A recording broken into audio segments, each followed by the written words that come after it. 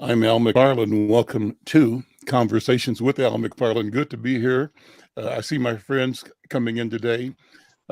We've been talking on Tuesdays to creative people, to artists. And right now I'm looking at three people that I have just great admiration for.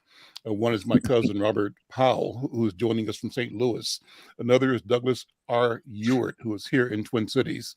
And then the third one is brother Tyrone, who is joining us from Kingston. I think he's in Kingston or in Jamaica. And we have to hope that the signal holds up. There are challenges, but our idea is simply to keep connecting and having discussions among us and between us and with you about the role, the purpose, the value, the beauty of art in our lives and the business of art. How do we take our art and view it as an asset, grow its value, and deliver for our families, our communities, the inspiration and the practical benefit of art. I see Janice Lane, you're in the screen there too. Say hello to Sister Janice. How are you? Good to see you. Hello, thank you. Good to see you. So, brother Iriman. Tyrone, getting the Irish shout out to you, brother. Yeah, Tyrone, how you doing, man? Blessed love, man. We're there in Alan Company. Okay. Well, Mr. Douglas and Mr. Robert. This is unscripted. One love. Yeah, man, Unscripted conversation.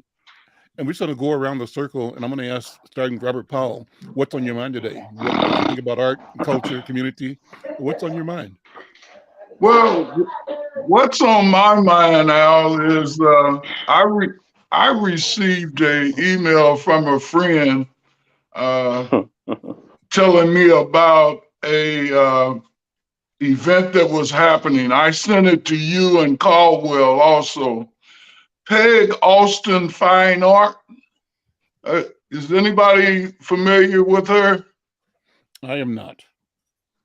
Anyway, she's an art dealer, collector, and is credited with selling the Basquiat painting at auction for $100 million. Whoa.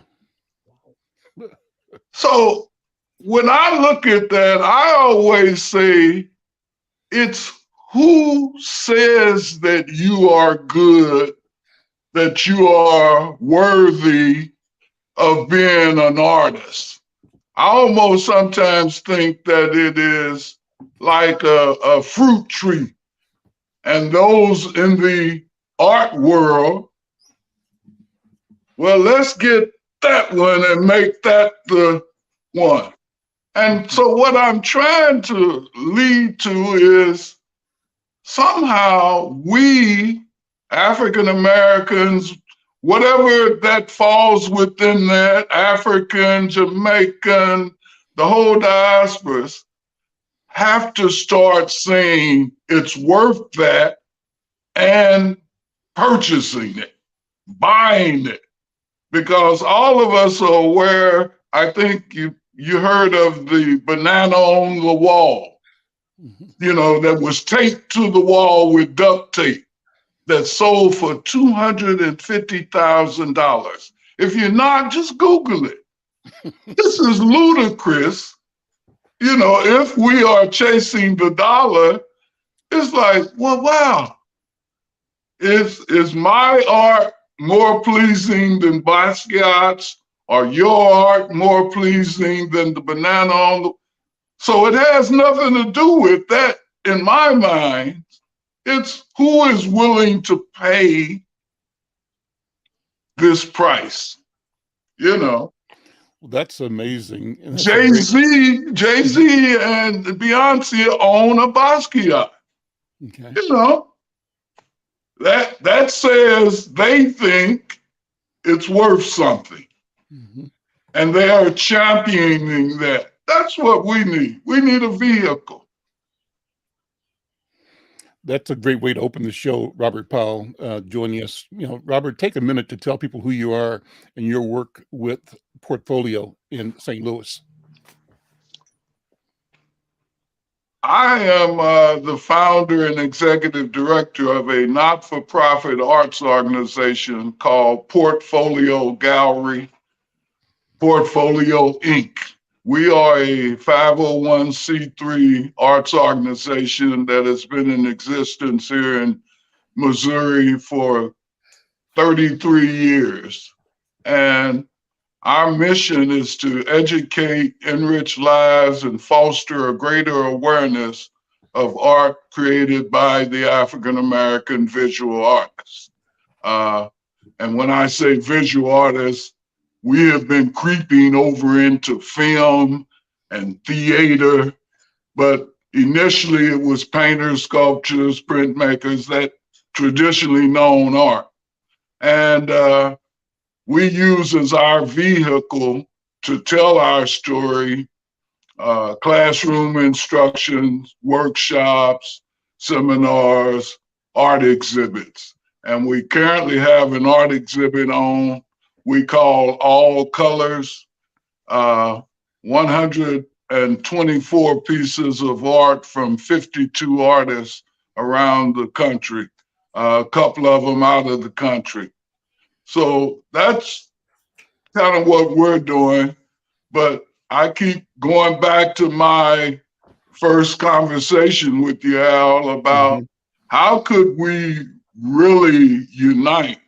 And I'm talking about a not-for-profit organization that would allow us to apply for grants and use each other's narrative of what fits to write to the grant. But it would be somehow we'd have to figure out, the economics of it, which is always going to be the hard part, I think. But somehow collectively we have bits and pieces and, but it's, I don't know. I feel like I'm rambling now, but. No, I think this is a great way to open the conversation. Let me just shift the microphone over to Douglas R. Ewart. And Douglas, do two things, respond to that. Number one, three things, say what's on your mind today, and then take a minute to acquaint our viewers, listeners who might not know you or your work about your path in creativity. It's great to be here. Great to be in concert, Congress, solidarity with my brethren and sisterins out there. I think we realize that we're the ones that create the currency of anything, the currency of who we are, the value of who we are, the value of what we do. There's also in this culture what I call ridiculosity, and idiocy, and a kind of extravagance that is crazy. But at the same time, one of the things I want to emphasize while we're talking about the value of art is we can purchase art and we don't have to be rich. I think that's one of the most important things I want to convey to the listeners is the notion that you have to be wealthy to have original art. And I think that's one of the areas that we suffer from because people will buy things that are mass produced when they could buy original pieces from people in their neighborhood and great artists. So let's remember that aspect, and that we're the ones that create the value. And yes, it would be great for us to have the support from some of the wealthy people, particularly I'm thinking of some of the wealthy Black people that can afford to support us on a great level. And to reiterate, though, that we can purchase art within our means, and it's important to support. It is important to surround yourself with those kinds of pieces, and to support artists from your neighborhood. And um, I'm Douglas Ewart. I'm a musician, visual artist, inventor, build instruments out of um, discarded items such as skis and crutches and oars and so on. I'm a painter. I studied tailoring. I make my own costumes. I'm originally from Jamaica, and it's still a crucial aspect of my fabric, my development, my philosophy, because we, in that culture, we made a lot of things from scratch. Particularly, I want to talk about food because now many children are not exposed to um, food cooked from scratch. Everything is out of a can, and I'm not saying that sometimes one doesn't need or have to do that, but we need to focus more on the fact that fresh foods, good vegetables, and fruits are crucial to having good health. And that's a big issue for us. I've been traveling and I've noticed that in a lot of places, people are lining up buying fast foods in just incredible numbers. And I know it's an economic factor because when you go out to eat, especially things that are not that healthy for you, with such regularity, you're going to pay the consequences for it down the line. That's a interesting observation and something to talk about as well. Let me bring two more voices in. I'll switch to my colleague, our friend in Jamaica, Brother Tyrone at Tyrone Studio. Tyrone, how you doing? I'm glad to see you again. We always have the challenge of hoping we have a good connection and good internet, but jump in the conversation, present or introduce yourself again to our viewers and our listeners. This is live radio plus live social media. We're streaming live to Facebook at the Insight News Facebook page, also streaming live to Facebook at the Black Press USA page. So an audience that's big and growing. Brother Tyrone? Yeah, thank you very much, Al.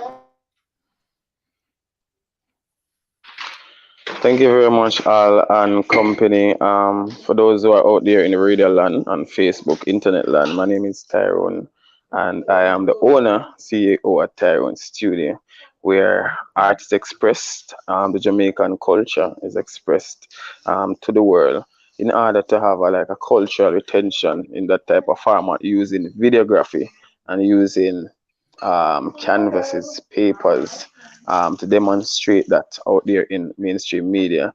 Now, you have been asking this question: what is on our minds as artists? What's on my mind? NFT. I want to know what are NFTs because I saw this ad this morning and guy was saying, "What the hell is NFT?" And I'm saying it says non-fungible tokens, right? And he was saying this. I think it was this 14-year-old white boy.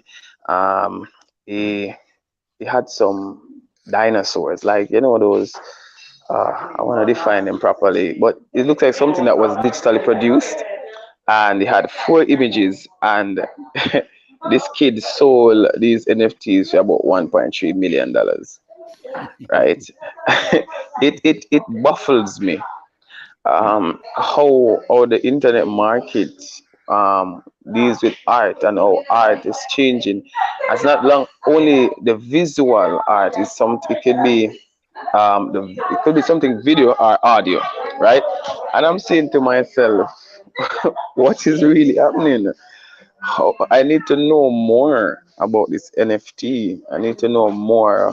How can we as artists coming from an age of, I would call it, it's still modernism, but a traditional way of presenting art. How can we tap into NFTs and learn what is happening? Because at the end of the day, our competitors, they're just putting their images out there and it's going like crazy. So how can we as artists um, manipulate this thing as well, because we cannot play ignorant to it, because it's going to leave us behind. And then 10 years from now, we're going to catch up and say, okay, we're just doing NFTs when it is something that is happening now. So I'm saying just something to consider. And to take up on the point that Mr. Douglas made earlier about food. Food is something that on my channel I have a lot of videos on foods. So you guys can check it out. It's called Tyrone Studio on YouTube. That's Tyrone Studio, as in Studio, Tyrone Studio on YouTube. You can check out the culinary arts and the videos and cooking that is done in Jamaica. Now I have this specific video that I did with a gentleman teaching us how to make natural juices, and the very fact that you can use the simple ingredients that is found in any farm store. You can, as long as it's something that is not I would say a lot of chemicals, and it's something's natural, and you can plant it too. You can plant your own ginger, you can plant your own beetroot as the seedling cells. You can plant your own carrots. Those are quick, we call it quick crop. Yeah. So I'm showing your channel right now as we speak. I don't know if you can see it or not, but yeah, there's an image of you doing your food program. But keep talking. Go ahead. yeah. So I'm saying that we got this. I conceived this idea years ago. I'm not gonna be longer because somebody needs to speak. But this idea it's been around for ages. Subsistent living, and it's basically us planting our own food. To buy a pack of seedling and to plant it in a pot, it's easy as 1, 2, 3. But because of the mass media and the promotion of fast food, Mr. Douglas, it dims our generation eyes from seeing the reality. Because I believe that eating fast food every day is like storing garbage inside it, you know, and we're lining up for garbage. But we can make, I would say, there's a saying that they say, make your food be a medicine, and medicine be your food. And as artists, we have a different mindset how we think. We think unorthodox, you know. But it's something that you guys can check out. Check out that health drink. Easy to make. And when I visited the gentleman that made that drink, it made me realize something, that look at how many raw material we have and we're wasting it. We're wasting those raw materials. And I saw this video when this guy was eating mud, right? And he's showing that the starvation is real, the water shortage is real, and they made the mud and they mixed salt. They had salt to the mud and some type of cinnamon spice, and these children are eating the mud. And I'm wondering, like, God, what is this? But it's just to show you that how the industry is going. So we know we have to kind of just defend ourselves and those who are around us and teach them the right thing. And that's what my aim is here at Tyrone Studio. Not just being a visual artist, a painter, but somebody who can educate the masses. Because I mean, a lot of people have been throwing away their health, and you can't get it back when you're sick. Don't, the man said, don't wait until you're sick to start getting healthy. You know, so yeah, keep it that way. Yeah. I'm Al McFarlane. This is Conversations with Al McFarlane. Tuesdays, we're doing our regular check-in with a group of excellent artists. And we plan to do this for the next several weeks, just reach out and bring more artists into conversations just like this. I call this a robust conversation. We've planted the seeds for some great discussions here, food being one of them. The question of the international aspect of our presence and how we relate to each other. How do we bring our products to market? The question of creating systems that give us a valuation that allows us to determine and control the value of our creativity and to not be victimized or allow or wait for somebody else to validate, but how do we validate ourselves? Let me bring in the other voice in the program today, and that's my friend, painter, artist, graphic artist, and designer here in Minneapolis, Donald Walker. Donald Walker actually has a show opening up down the street from me at the University of Minnesota at the Center for Urban and Regional Affairs and Engagement on Plymouth Avenue. I think the show is mounted. The formal opening is a few days away, and we'll be presenting one of Donald's art pieces on the cover of Insight News next week. We're working on that right now, and inviting the public to come and see and support and hopefully buy some work from Donald Walker. I think it's always important for me to encourage our people to be entrepreneurial with each other, to say that what we have, if we choose to sell it, here it is, and to invite our people to buy it. And I think, as Douglas said, the transactions can be small transactions in the neighborhood or huge transactions. Now, Basquiat, $100 million, doable. And it's not a question of either or.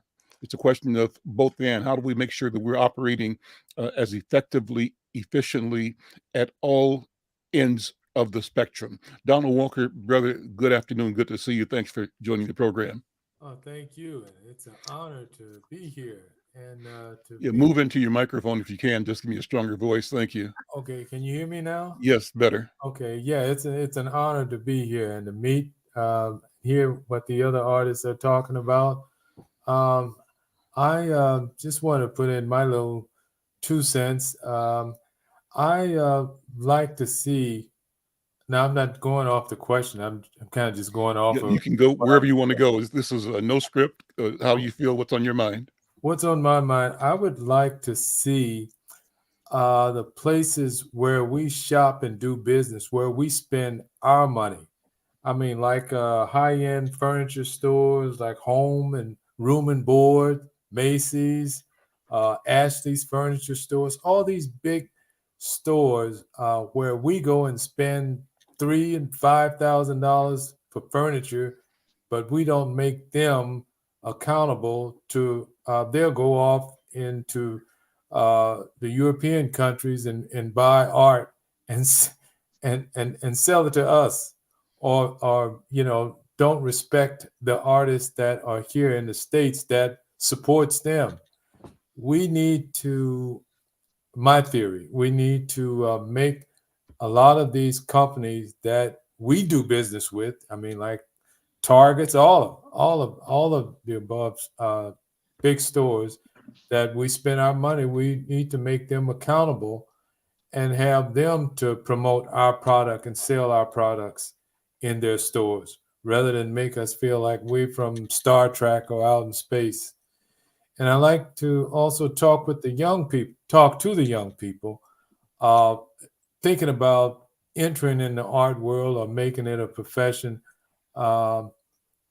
A lot of things go with that, and the parents too. They see their child with talent. I like to steer them into the technical part in the art world, like going into animation, designing games, because that's the hot thing now. Rather than, drawing a beautiful picture and hanging it on the wall, that's good also. But I would focus on something that would really pay off in the long run, of having a skill or technical skill to support yourself in the art world. And again, computer graphics, animation,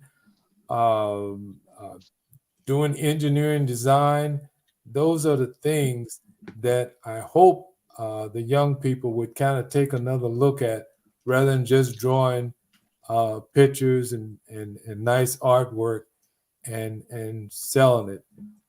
That's, like I said, that's good. But as a older person going through those channels, it would best serve you if you have a lot of things in your toolbox.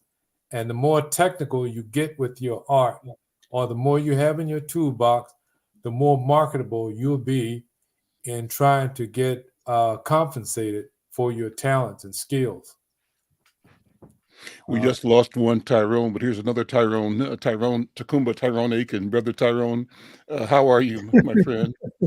We lost Tyrone. That's the only reason I'm here, man. Tyrone from Kingston or from Jamaica was on. Yeah. He owns Tyrone Studio, and he just sent a note saying he had to leave after a few minutes and is going to come back next week. But always good to see you, man. How you doing? I'm doing well. I'm exhausted, but I'm doing well. I got a kickoff at 2:22. Okay, you know everybody here. You know, have you met Robert Powell, my cousin? I think you've met before. Yeah, You in Kansas. Kansas. I'm from Kansas City, but living in St. Louis, Missouri. Yeah. We think you were on the first show with us. Okay. Yeah. Well, hi, everybody.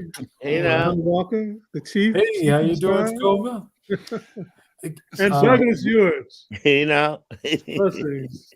And getting back to also on what I was saying about that young people, I like to focus on them because they're going to replace us, and I would like to see them really, again, go into the technical field in the art world and just get as much skills as they can that would be marketable and where they can be compensated. And now jumping back to our business, the art world, as we all know, have shortchanged us. I found out my success came from who you know. There's a lot of people that have just beautiful, dynamite, outstanding talent and skills, but they don't get that opportunity to get someone that can put them in that spotlight. And when you do, and I'm speaking from experience, they can make things happen for you in a twinkling of an eye. Being with celebrities, people that have a name, that are out there, that can get your attention, you get their attention and support you. I'm talking to young people. They can make things go a lot faster. What you have to do is just have the talent, be ready to meet the opportunity, and always carry yourself with a personality that can go places. Your personality and the way you communicate with people in selling your product or talking about your talent means a lot. And that's kind of like what I have to say for now. Tacumba, jump in. What's on your mind, Tacumba? My mind. Well, agreeing with Donald. Speaking of young people, there are a lot of young people out there right now that are doing amazing work, and I don't want them to get frustrated, because if I had gotten frustrated and let that be my litmus test, I wouldn't be here right now. When people said they didn't want it, that meant that 10 others might want it. That's the way I had to get my mind to think. And sometimes a celebrity might be a sports hero, but also a business person, or your grandmother. Some of my relatives will say, "I don't know what this boy is doing, but you should look at it, and you might want it." And the networking of churches, and you have to realize that when you read the history of African American artists, like Ossawa Tanner, there was a church to raise the money for him to go to Europe, and he studied in Europe. There's been many times that's happened. So there's mosques, churches, places that. But what sort of like what Donald says, you have to be upright about yourself. You have to believe in yourself, and you have to come forthright. Now, that doesn't mean change your swag or your attitude, but you got to believe in it. And, to be somebody that might want to be an antagonist, well, that's going to get people that want antagonist people in their life. They might want you to tell the truth of your work, but you as a presenter of that work is a different thing. people don't expect me when I come in with a suit jacket and a tie that, I'm doing power to the people, but it's too late then. My work is in there and I'm doing it,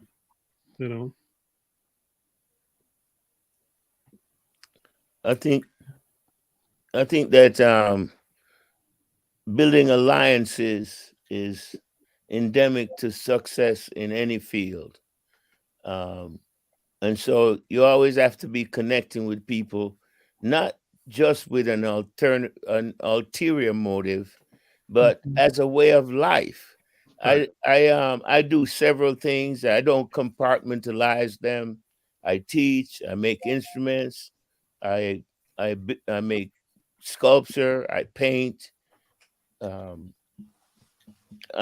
invent things, and I found a way to build them so that they're really one organism, each one feeding and sustaining the other. For example, when I get an exhibit, I try to get a concert that's tied into it. I try to get a lecture tied into it so that I can do that.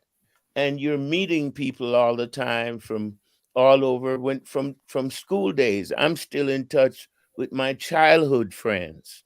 You make a good connection from the beginning. It doesn't have to be every moment. No matter how many years go by, when we see each other, it's just like yesterday. It's a continuum of that relationship. I think one of the things that we're facing, and Brother Tyrone left, in terms of food and people buying things, is what I call false affluence, which is this idea that, if you can buy it, you can get it, or you can run it, or whatever the case may be.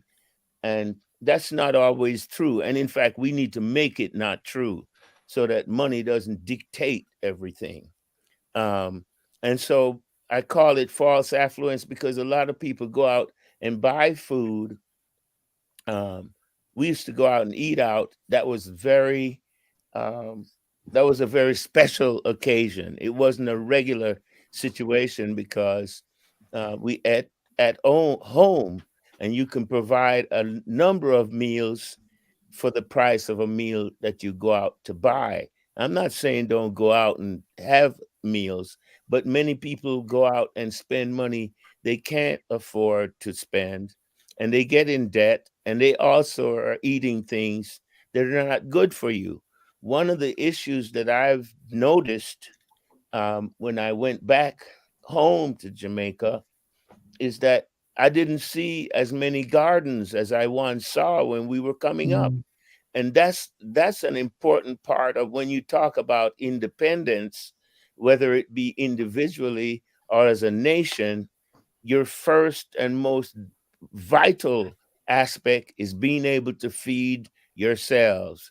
When you can feed yourself, you can talk forward to anyone.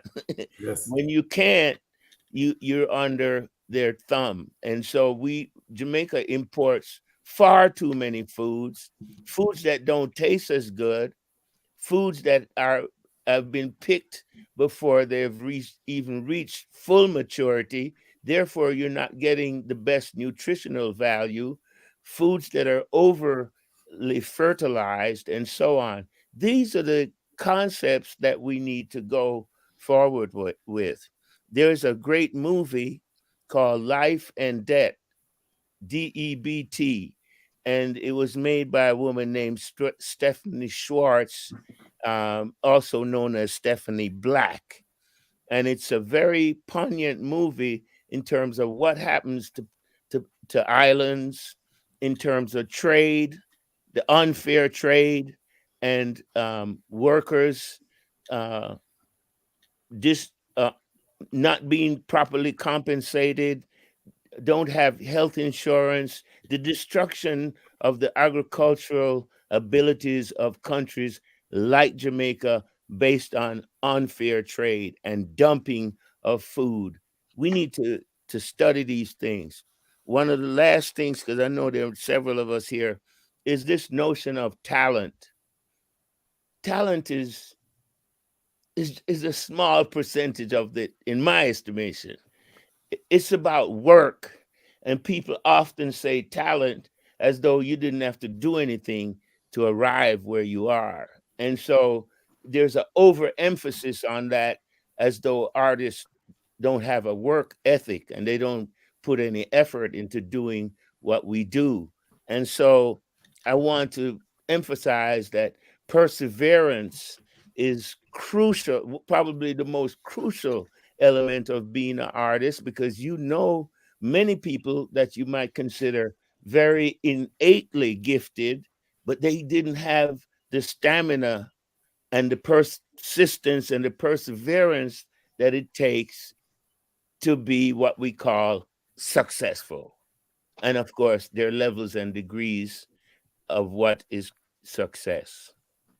I'm Al McFarlane. You're listening to Conversations with Al McFarlane today, Tuesday, connecting with artists from around the country and around the world. We had Brother Tyrone join us from Jamaica. He's left to be in next week, but we have here Twin Cities artist and also an artist from St. Louis, Missouri. Robert Powell, let me have you jump back in, reflecting on the conversation that you set in motion today. A great conversation. Here are the things that I'm thinking about based on what you started and what we've all come across. This question of the need to come up with a system of either of economics or system of relationships, not just economics, but relationships that reflect a different set of values that sustain and support our idea of who we are in the world and how we prosper as individuals and as human beings, as a culture, that within a global social structure that has, for the past 500 years at least, worked to derail, diminish, devalue Black bodies, Black minds, Black culture, that has exploited Black people, but also the rest of humanity as well, when and where it could. So there is a point of conflict that we have to be mindful of. How do we react and take ourselves out of imitating that which oppressed us, create something that enriches and develops our gifts, our natural selves, and in a way that positions our strength to be an antidote to the negativity that the world has thrived on for the past 500 years. I'm throwing that out just as conversation. Robert Powell, what do you think? Well, I certainly think that you're correct. Any vehicle that can help move us forward as a people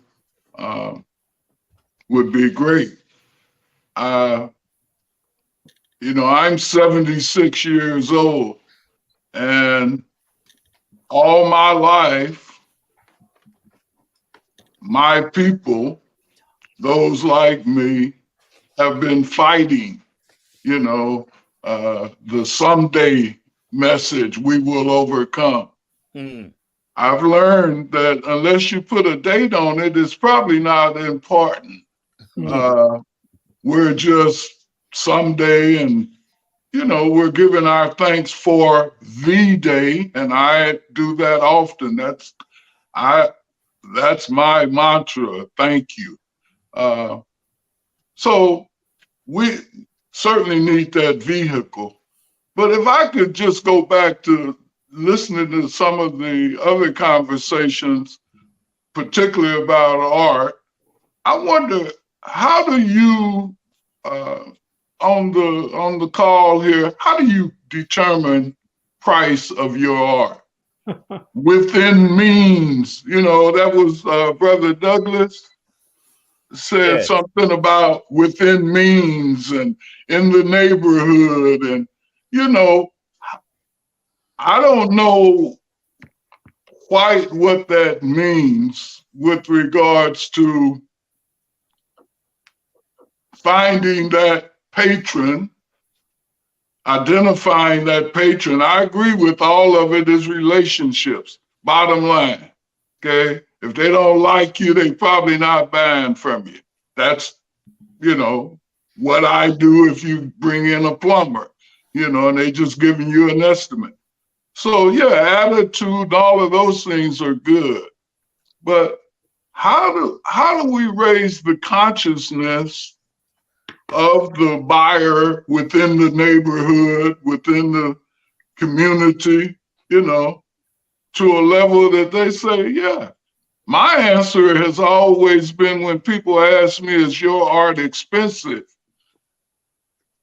My answer is, you mean for the only one on earth?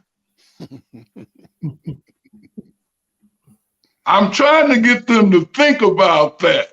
You can't go to Macy's and Ashley and all of those places and get this.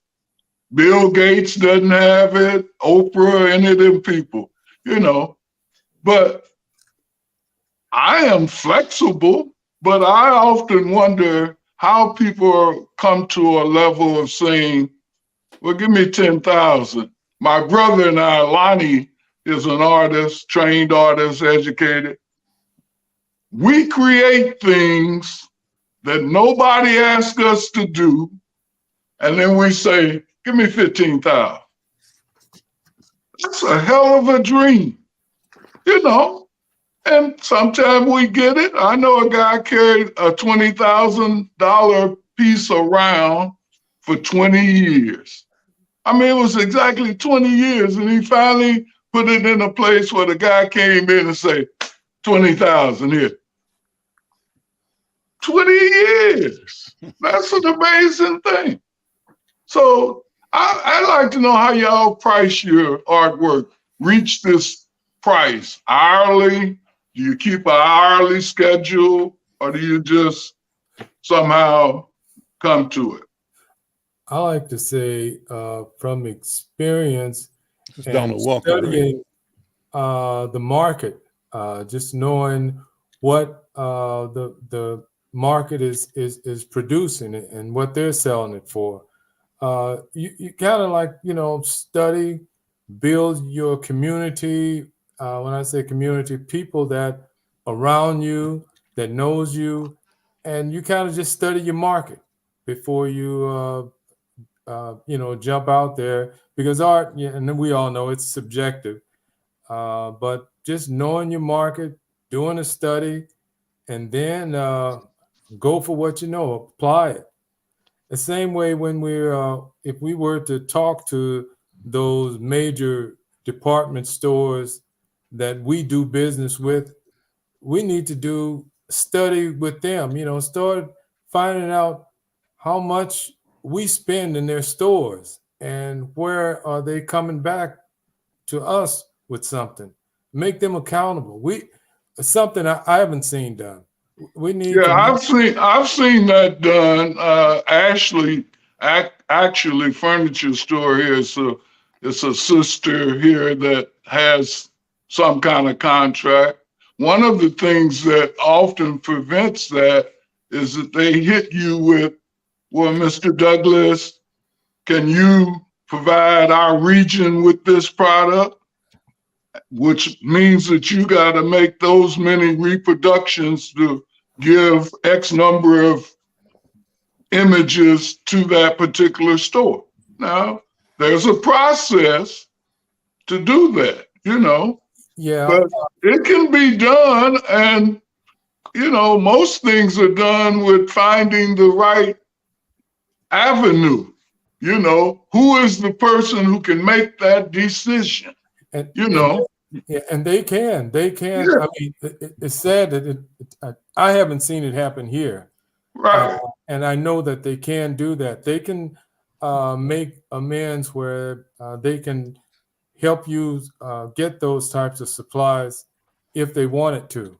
Certainly. It's been going on too long where they have neglected the Black consumer and what we pay for their products and how we spend our money in their stores, and we're not getting it back. One store, I spent over $15,000 at one time, and I asked them to consider just putting my picture in the store, and you think I had cussed at them or said something bad, they looked at me like I was crazy. And it still goes on today. That respect, is just being obligated to respect the customer. And I haven't seen it done here. It's if it is, I haven't seen it, and that's just me. Well, you probably, have to start with the, corporate office, writing letters. And you get nowhere because I started that too. You get lost. Particularly if you don't have a contact in the, Yeah, but that's the it's like a quarterback. You think you're throwing the ball to your receiver, and he's throwing it down to the kicker. That's right. It's funny because they'll say, "Yeah, corporate office," and it get lost from there. It get lost. You don't get. That's why a celebrity can speed things up. People that are in power, that has connections, they can make things happen. I've seen that. Yeah, but it's not just the celebrity. I agree with that. But if you knew the vice president of marketing and had a relationship with him and he's willing to help you, that's all I'm saying. Okay. That's better than just writing. It's like sending your resume to a company. Yep. Resumes screen you out. They don't screen you in. But getting to that corporate person, that's another story. Well, that's your circle, whatever network, you have, where you can bump into them at the NAACP, at the Urban League, all of that, the links, the carousels, the alphas, the kappas. I'm talking for my experience in Minnesota. If that was true, I would see more Black artists' artwork in these stores. Because they're not pursuing that. I say, I'm not saying you're wrong. I don't want this to be an argument.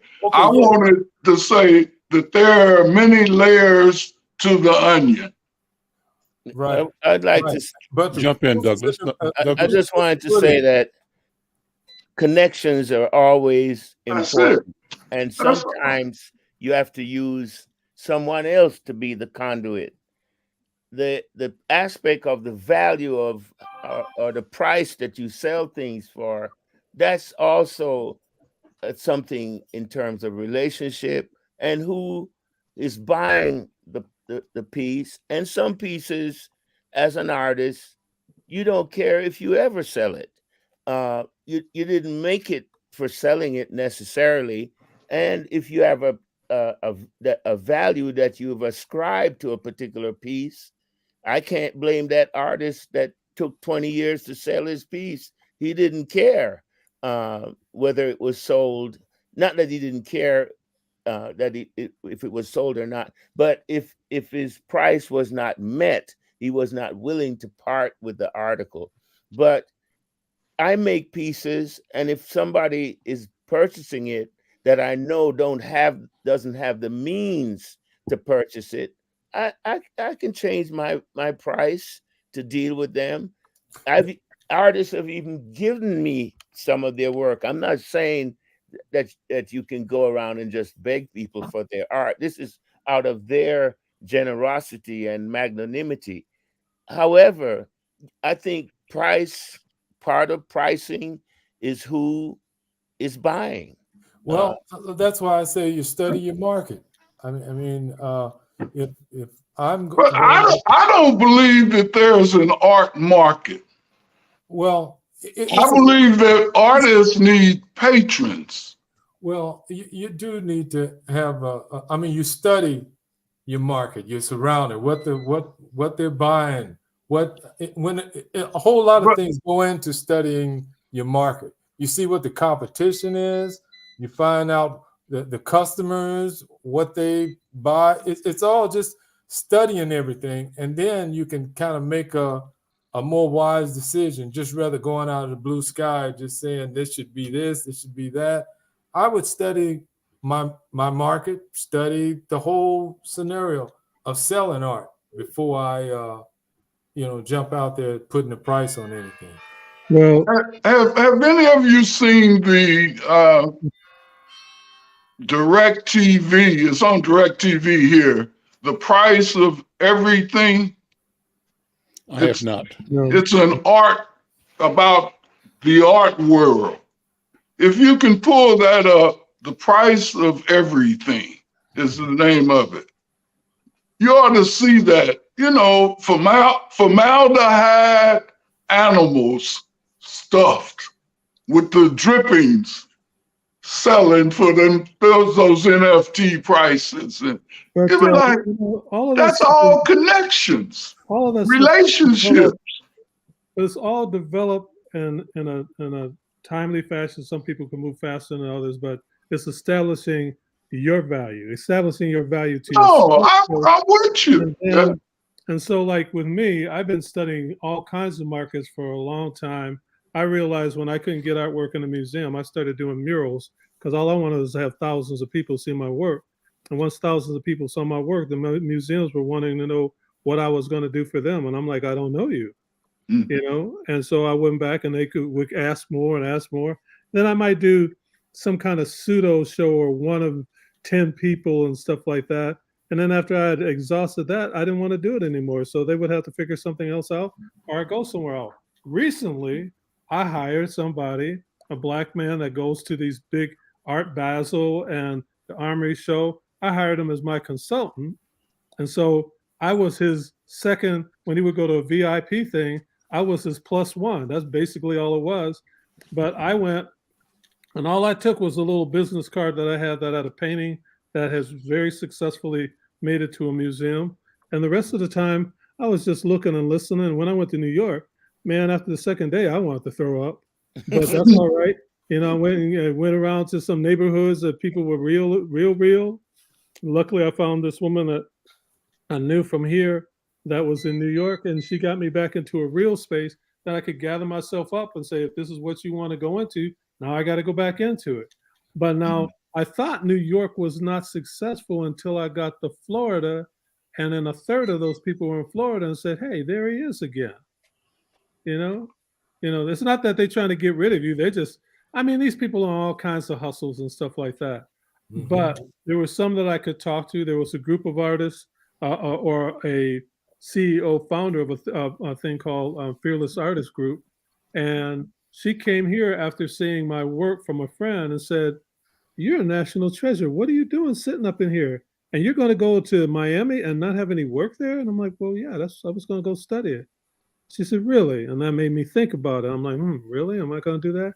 And she had a venue that I could buy into, and I did it. And so now I can say I showed at Art Basel, you know, so that does whatever to the price. I'm not trying to tie down a price. Matter of fact, I don't even talk when people start talking price. I let them talk, you know. They get up to my number, fine. If not, we just had a nice dinner. I didn't have to say no or yes and stuff like that. Because I have this phrase since I was a little kid. Well, it wasn't my phrase. It was my dad's phrase and probably my grandfather. I can be broke on my own. You know, so that alone gives me the premise to go, like your friend that had the painting that he wanted $20,000. And know the people, he just said, I want $2,000. You know, I give you $15,000? No, I want $20,000. You know, he's crazy. Well, he wants $20,000. Obviously, he knows that he can get that at some time. You know, Right. But he has lots of work, you know. Yeah, right. So now, after selling one for $20,000, he might be able to get $5,000, $4,000, $2,000, $3,000 for the other pieces, you know, because that one set the tone. My whole thing was, I used to tell people, they said, how do you price your work? I said, my kids need tennis shoes. I need $375 for rent. You know, and some peanut butter and some peanut and jelly. What about the bread? I said, that's a tip. You know, because that's all I could base it on is what my experience of success is. You know, I'm not going to look at these people up here, the Damien Hirst, ain't got nothing to do with me until I go past him. Then I'm asking him how his cows are then, but that's a matter of time, you know. But my mind keeps saying, go. The photographer, African-American photographer, Dawood Bey. I asked Dawood, now he's like, you know, one under Gordon Parks and, you know, one of the top American photographers, you know, and one of the top world photographers. And, you know, I got a little bit like bold and I was like, hey man, typing, hey man, how, you know, how can I get up there? How can, you know, how can you get me up there? How can you get there? And he said, Takumba, you got to show up. So I pondered that for like 2 months. What does that mean, you know?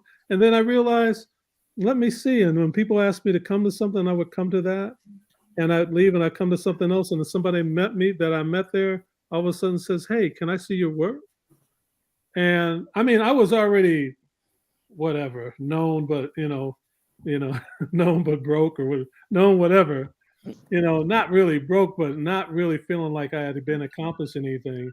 But like Douglas said, I wove my set designs, my choreography, my murals. I wove it together because all of a sudden the audiences started to multiply.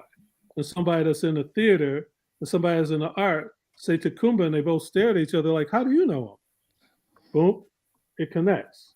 So, but the thing is, it is so broad-based that I had to just choose a space to go for now, which was these big art things. I'm like, why are these things so big? And why is somebody buying a print that's 10 feet by 5 feet for hundreds of thousands of dollars?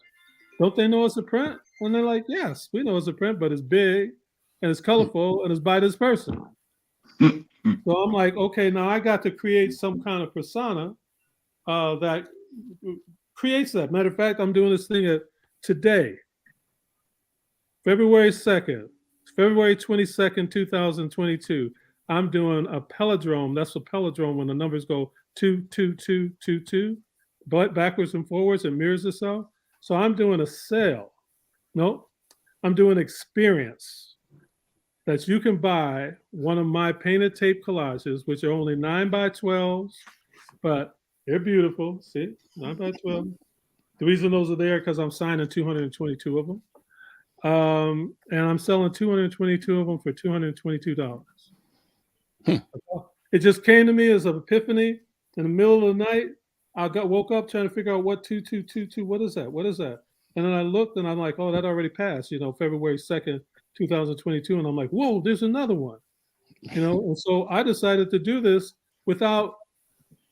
I just believed that I could do it. And I had a team of people that have been waiting for me to come up with something that they can help with.